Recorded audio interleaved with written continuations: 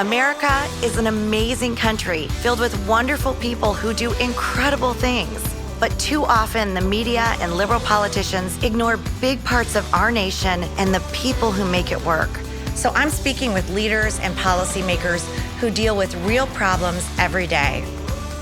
I'm Ronna McDaniel, and this is Real America. Today, I'm going to be speaking with Wisconsin U.S. Senator Ron Johnson. We're going to cover everything from Biden's job as president and historic inflation to border security, rising crime, and election integrity. Welcome to Real America, Senator Johnson. I'm so excited to have you. Well, thanks for having me. Thank you. I want to talk a little bit about you and your background. Your parents were farmers, is that right? And then you had jobs like every other teenage boy, mowing lawns, shoveling snow, and then you graduated from high school early. Tell me a little bit about that and your childhood. Well, first of all, people say you're a really hard worker. So that's because my mom made me. Did she? So, I mowed lawns, shoveled snow, caddied, did all that kind of stuff. I'm asking you this stuff so I can play this for my teenage son. So. Understand. Well, listen to your mom. Okay. I'm not proud of the fact, but I lied about my age at the age of 15 so I could actually get a real, what I always call a tax-paying job. I love that. So I was a dishwasher at Walgreens Grill, and I was a soda jerk. That's people make malts. Yep. Then a fry cook, and before I reached the age of 16, I was a night manager. And you did that while going to school?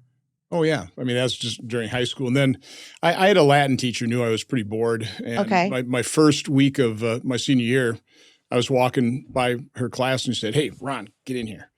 And she said, "You don't have to be here." So what are you talking about? I said, I know you don't like school. Just apply to the University of Minnesota.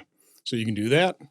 And so I went up, taught the counselor, and I applied to the University of Minnesota, and they let me in kind of on a probationary basis taking night courses. So I worked full time during my senior year of high school, what should have been my senior year. So I never graduated. I just, dropped out.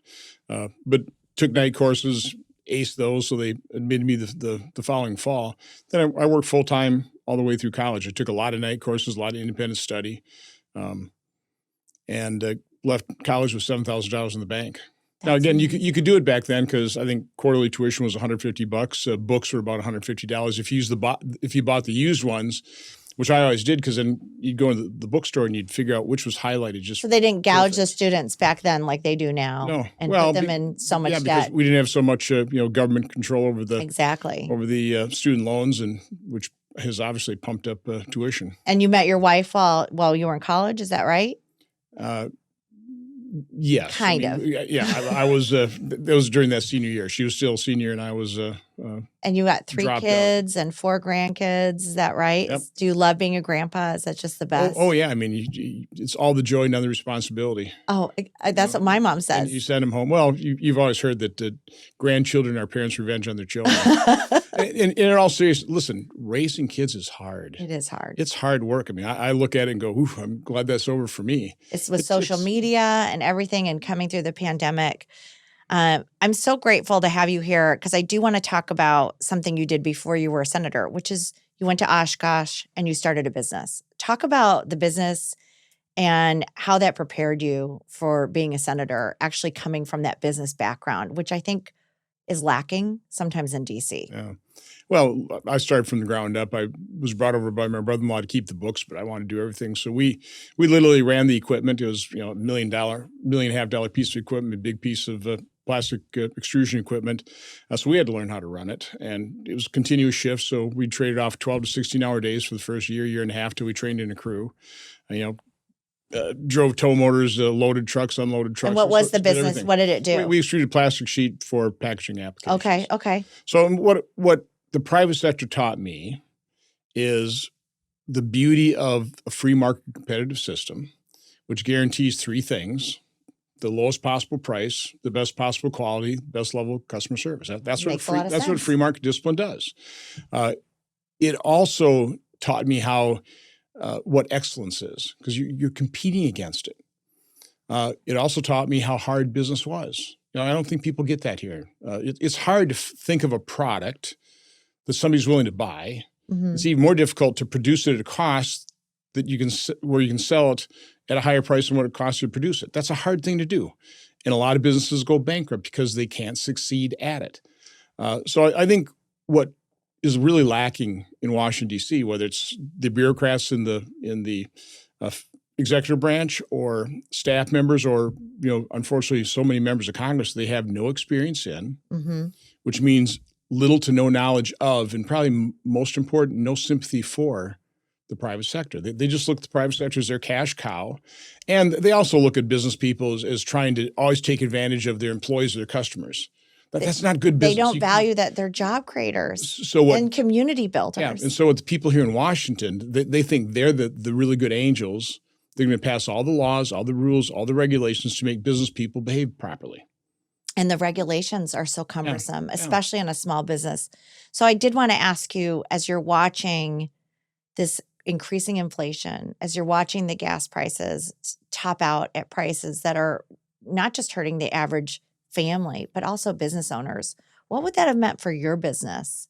And what are you seeing around Wisconsin as you're talking to your constituents, how this is hurting them? Well, first of all, people need to understand this didn't just happen. Exactly. Inflation is caused by talk about that. Deficit spending. But how I started my business in 1979, so it was in the middle of Carter's stagflation. And the reason I've been predicting stagflation is as soon as really Biden came into office and they passed the $1.9 trillion COVID relief package when you had about $1.25 trillion still unspent from the previous $4 trillion, is because in 1979, 1980, when I was running the business, price increases were just expected and accepted. It's just the only question was it going to be 7% or 8% or 10%, whatever. Wow.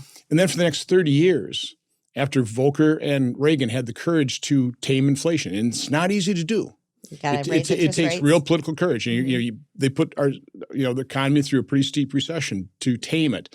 But once they got it under control, for the next 30 years, it was like pulling teeth getting a price increase. You'd have to justify it 16 ways on Sunday to just get a 1 or 2% price increase.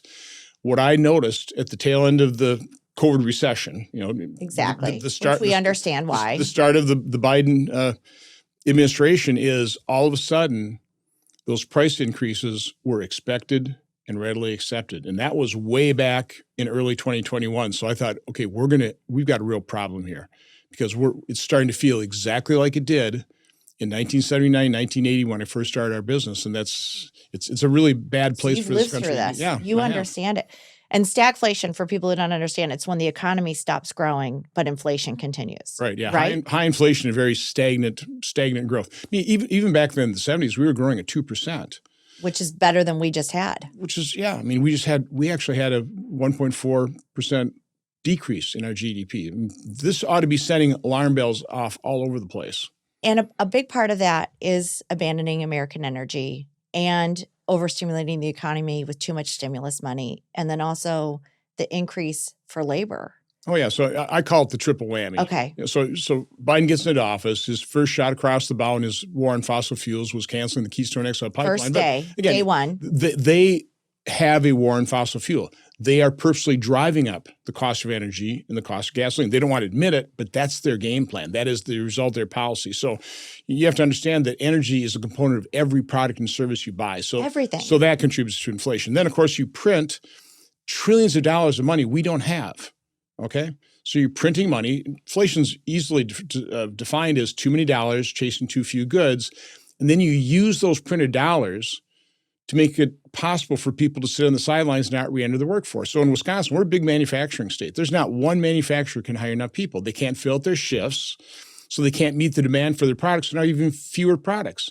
And then they have to pay people more to work. Precisely. So you got a war on fossil fuel. You have too many dollars chasing even fewer goods. That's your triple whammy. This was caused by bad government policy, Democrat policies. This was directly because of Biden policies. And it's funny that they've tried to blame COVID, and then they try and blame the war in Ukraine. Yeah. This is the Biden gas hike. This is Biden inflation. This is bad policy. And you get it as a business owner. And I think that's so critical that you're able to articulate that. How are people in Wisconsin dealing with this right now? I mean, what are you hearing from average families? This is across the country. I'm talking to businesses, literally, they're ordering goods. They don't know when they're going to get them, and they don't know what they're going to pay for them. So when I was in business, price stability was everything. I actually paid higher prices for my resin so that I could offer my customers a stable price over a longer period of time. I mean, stability makes for a better business, makes for a better economy. Instability is awful. And so now you just have a very unstable economy. Do your Democrat counterparts listen to you? I mean, do they say, Ron, you started a business from scratch. Do they ever want to hear the real life experience? Do they have any interest in that? No, they're ideologues. Exactly. So they love big government. And this, what the stark contrast in the upcoming election is literally that coalition of people that you and President Trump assembled that have one primary attribute in common. They love this country. I mean, they love it. And they know what made it great. Not big government, but people like them. And free market. That get up, go to work, and contribute. Okay? Exactly. And versus the Democrats that love big government, are happy to take away your freedom, and think they can rule over the rest of us. Again, and they want all the power in their hands. Yeah. And again, they've got the attitude that business people are evil. Yeah. That unless they don't pass laws and rules and regulation, that these business people will always try and take advantage of their employees and their customers. I mean, nothing could be further from the truth. It's so contrary to logic what they're doing. So what made you leave business and run for Senate? What made you make that leap? Well, this was during the whole Tea Party. Okay. 2010. So this is 2009 is where you start having the awakening, and you see. Well, first of all, my first child, my daughter Carrie, was born with a very serious congenital heart defect, and so the first day of life, a wonderful man, Dr. John Thomas, came in, did a procedure on her, saved her life, to get her downstream so that she could have open heart surgery. 8 months later, when her heart was the size of a small plum, in 8 hours of open heart surgery, they rebaffled the upper chamber of her heart. Wow. So that's 1983. So fast forward, President Obama is trying to sell his Obamacare, and he's talking about doctors being willing to take out a set of tonsils or amputate a foot because they're greedy. They want to make some more money. Now, that's obviously not my experience. I don't think you should be degrading or denigrating people who dedicate their lives to saving lives to sell your fantasy of a government-run healthcare system. And it's personal to you. So that was personal to me. Plus, we had the first $1 trillion deficit. So we're mortgaging our kids' future. So that combination, and I was asked to give a speech at the Tea Party in October 2009. They wanted me to talk about the harmful effect of government regulation on business. I said, well, I've never given a speech. I never had. But that's not what I want to talk about. They still said, we need speakers. So I told that story about my daughter because I had just heard about President Obama denigrating doctors, and it was offensive to me. Yeah. So I gave that speech, and afterwards, people in Oshkosh that I'd never even known came up to me, hey, I liked your speech. Why don't you run for office? Because I'm not crazy. I mean, who'd want to subject themselves to this vicious process? It is so vicious. But then they passed Obamacare on Christmas Eve of 2009. We had that first $1 trillion deficit, and then all those people, it kind of starts going through your mind. And the same person that had invited me to speak at the Tea Party was also our county chair. And I asked her, I said, Michelle, what would you think if somebody like me decided to run for Senate? And she said, well, I'd love it because you're not crazy. Well, I proved her wrong. I was crazy. I did. And then, of course, the first person I met was Reince Priebus. He was our state party chair and an RNC and I chair. guess the rest is history. There's a lot of Wisconsin in the RNC, and he did such a great job. And we're so glad to have you as Senator. I think the difference in a lot of the backgrounds of the Senate Republicans that I see is that they did come from business. They did come from actually understanding how the economy works in the real world and how regulation affects businesses. I actually suggest this in our conference. We ought to do a bunch of video, 5 to 10 minute videos, and we could title it "Humble Beginnings." I love that because you take a look at almost every Republican senator. They come from. Look at Lindsey Graham. Or Tim Scott. At Rick Scott. Rick Scott. I mean, people just come from. It's nothing. An amazing group of people, and we have even more amazing people looking to run. So you sit on the Department of Homeland Security. I want to talk about, or the Government Affairs Committee. I want to talk about some of the things that we're seeing with Department of Homeland Security, which you oversee as well. When you had Mayorkas testify, you were tough on him. Talk about what you are seeing at with the disaster at the border. No, the reason I'm so tough at him is not that I'm just a jerk, okay? No, you're very nice. I am so upset at what Biden and Mayorkas have done in destroying our border security, dismantling what President Trump worked hard without any help from Congress, really. With no help. I mean, I will take, it was my Operation Safe Return that I actually worked out with Kirsten Sinema and DHS DHS took that and that kind of morphed into return to Mexico. Okay. So, I mean, I'll claim some credit for helping out. Okay? Policy, yeah. That was a consequence.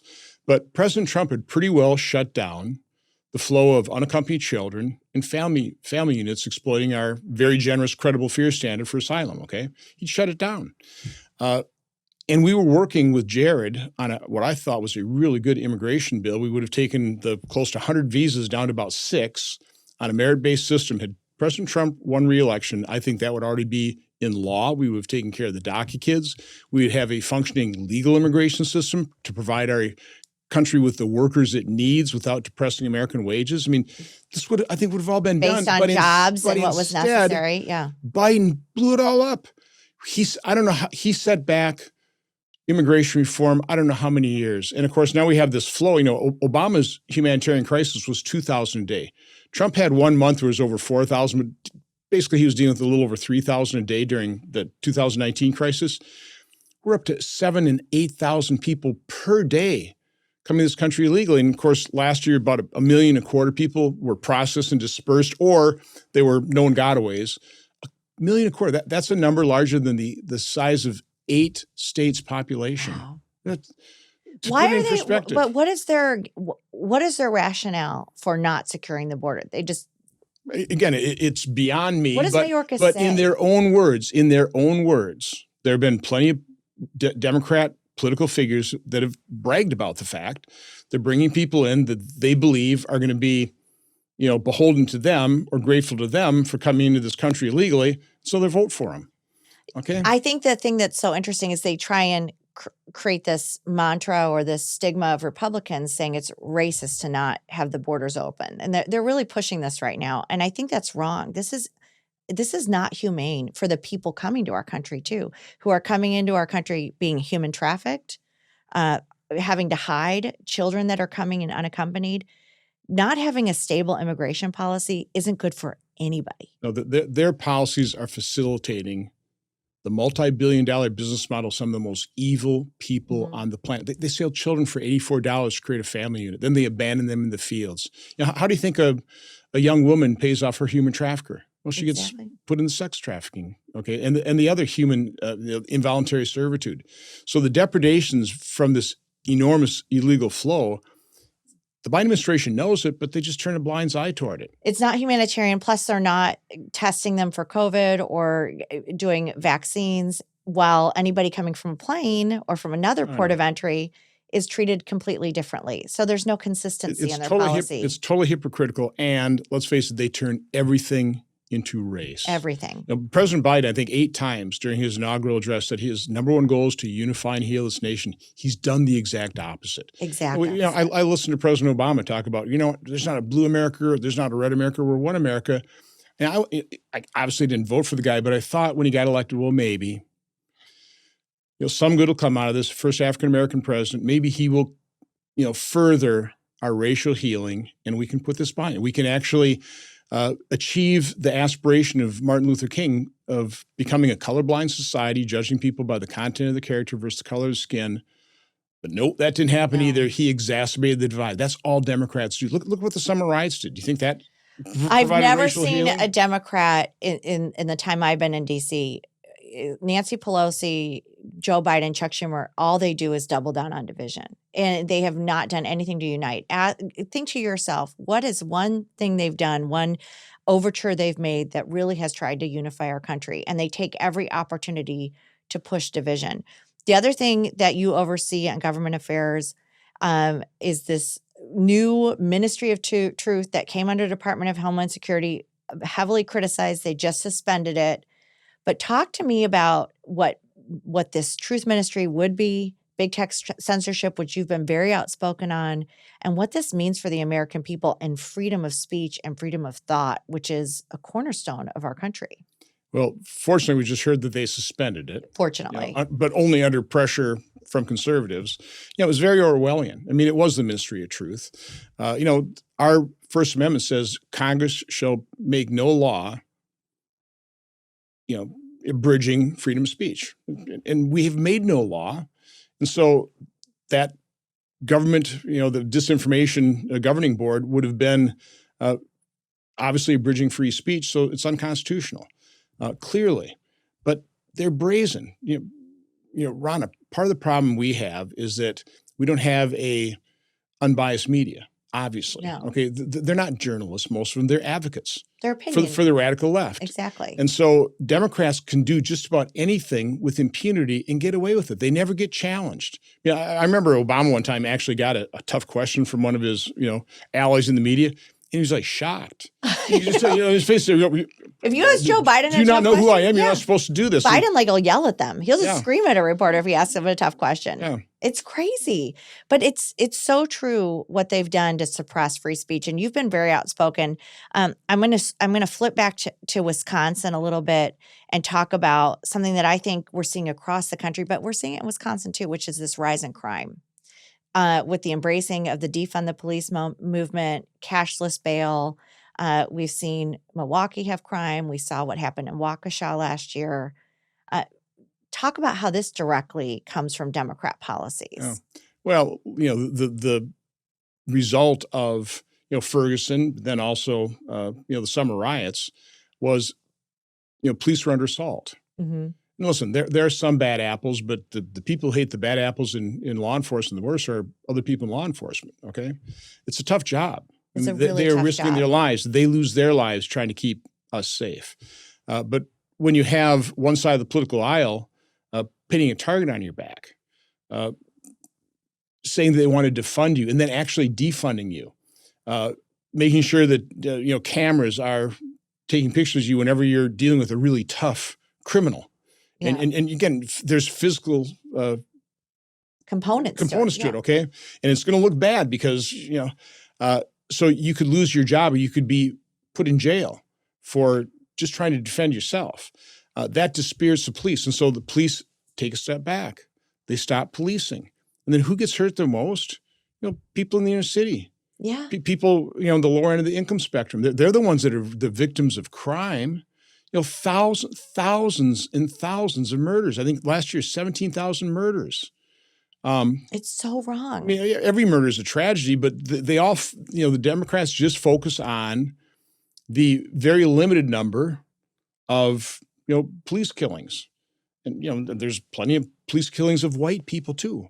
But they always go and play the race card on this. And the people who pay the price for the defunding the police, of, the demagoguery against the police, the low bail, no bail policies, are people in the inner city. The very people that generally support Democrat candidates, and the Democrats purport to help. They're hurting. Just like inflation hurts seniors on a fixed income and people at the lower end of the income spectrum mostly. And the media doesn't share the whole story. They don't put it in context. They don't say, well, there were this many murders or this many police shootings this year, and this many probably are under review or were unwarranted. And Tim Scott put forward a plan for police reform. The Democrats wholeheartely rejected it because they didn't want a solution. No, they just want the wedge issues. They just want the wedge issues, and Wisconsin's dealing with that. The other thing you've been really focused on and outspoken on has been election integrity. And I know it's something that a lot of voters are worried about heading into 2022. I get asked about it all the time. What are we going to do? We know that 2020 was essentially a mail-in election because of COVID. Mm-hmm. And a lot of courts didn't want to have people person to person, so they prevented that critical ID requirement. What do you say to voters to give them faith that we're going to that they should come and vote and that their vote will count in 2022? So I'm on Senate Foreign Relations committees in Europe, and so we're always putting our nose in other people's business and telling them how to run their election. We would not be promoting what Democrats promote for us in those other, we'd say that. And they pass it. Let's get rid of voter ID. Let's make sure that we can have activists go door to door to door and collect thousands of ballots and disrupt this chain of custody. So the best thing I would say to people is go work to be a poll watcher or an election day worker. And the only way you can prevent it is if we have enough people out there working to have eyes on the election and working the election. And it's all of our duty to do it. And not just you, not just me. All of us have to step up. We're putting on notice that we know what they did. Yep. Okay, not everything. I mean, they've honed their air quote techniques. Okay, but we're watching them, and do have a lot more poll workers in Wisconsin. We do. Plus, we'll have poll observers. Yes. But we also have to overwhelm them with votes. I mean, we need to make sure that everybody that loves this country, that understands that it is on the wrong path right now, gets out and, gives the Democrats a stinging defeat. I mean, sweep them from office in November. What is your message to why you need to be reelected as senator? You are up in a tough election. The Democrats have already spent, $25 million against you? They are trying so hard to take you out. We want to make sure you win. How do people give to you, first of all? And then what would be your message as to why Ron Johnson needs to be reelected as senator of Wisconsin? Well, my website is ronjohnsonforsenate.com. Pretty easy to remember. Give him money. Give him money. Yeah, I give you a pretty long list in terms of why he should be reelected. Let's start with in 2010. I made 2 promises. I'll always tell you the truth. I'll never vote with my reelection in mind. I won't conduct myself worrying about reelection. I've honored those promises to a T. Okay, my perspective in Washington D.C. is quite unique. I passed pretty much single-handedly right to try. Yeah, and that is saving people's lives even with COVID. There's a drug for end-stage COVID called Aviptadil. It's saved dozens of people's lives. Now the FDA is not; they're ignoring it because it's not a patentable drug, so they're not going to recommend it. But it's saving people's lives. I mean, that makes me feel pretty proud. I'm the guy. Because of right to try. I'm the guy during Republican tax reform that realized, guys, we're only cutting taxes for C Corps. There's 95% of American businesses, the small businesses, the pass-through entities, the mom and pop Main Street businesses that are going to be put at a huge competitive disadvantage. But we only had a score for the 20% tax rate. So I'm the guy that had to dig my heels in, take the late night. I remember when you did that. I did take the late night kind of snarly calls from the Oval Office. Savaged by Wisconsin Talk Radio as another grandstanding Republican, but I knew what I was doing was right. Now I get a lot of credit for it, although quite honestly in Wisconsin, the Democrats are using this against me like I carved out some special deal for me. No, my tax cut was claimed by more than 20 million tax filers. I kept small businesses competitive with the big guy. I'm very proud of that. You were advocating for the small guy, for the little guy. But they're spending $25 million making it sound like I'm in it for myself. So listen, I'm a unique voice here. I have a unique perspective. I don't back down. I'm very tenacious. If I get reelected, I'll be the chairman of the permanent subcommittee on investigations if we get the majority. And I tell people I will be like a mosquito in a nudist colony. It's a target-rich environment. There's a lot of things that I want to uncover. A mosquito in a what? Nudist colony. So, target-rich. You've never heard that one? No, I've never heard a mosquito in a nudist colony. That's pretty good. I like that. I know that you are tenacious. I know you tell the truth. I know you tell the truth when it doesn't always benefit you politically because you do it because you believe it. It rarely does. Yeah, but you are an advocate for the people you serve, and you fight for them every day. And we are so lucky to have you in the Senate. Everyone needs to work as hard as they can to make sure we reelect Ron Johnson. He is going to be in a tough race. He's one of the top targeted senators for the Democrats. And how important is us taking back the balance of power in the Senate for our country? It's crucial. We're on the wrong path. One of the reasons I decided to run again, I didn't want to do this.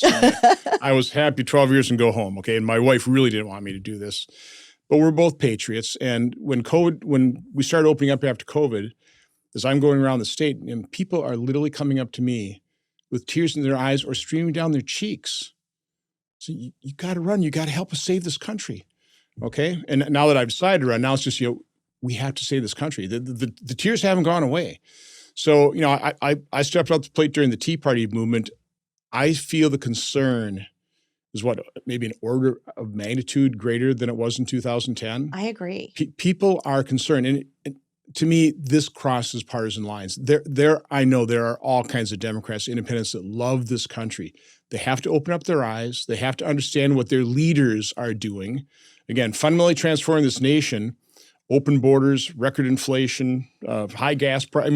Everything. They are fundamentally destroying this country. Getting rid of freedom of speech. And we need Democrats and independents to join us to saving this, this precious thing we call America. America is so rare and precious. And that's what I'm hearing in Wisconsin from people all over this country. We have to save it. And we're the ones to do it. No, Democrats aren't going to do it. The media's not going to do it. We have to do it. So this is that election.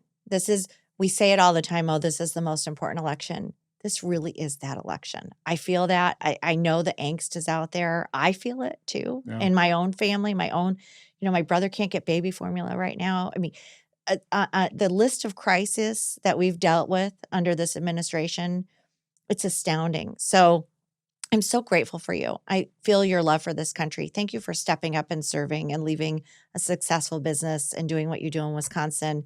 And thank you for joining me on my podcast today. Well, thank you for everything you've been doing for years. Thank you. Thank you. You've been doing a great job, and I appreciate it. Thank you. We Let's all go appreciate win. it. Let's go win in November. Yep. Thanks, Ron. Thank you. I'm Ronna McDaniel, and this is what Republicans stand for. Join us next time on Real America.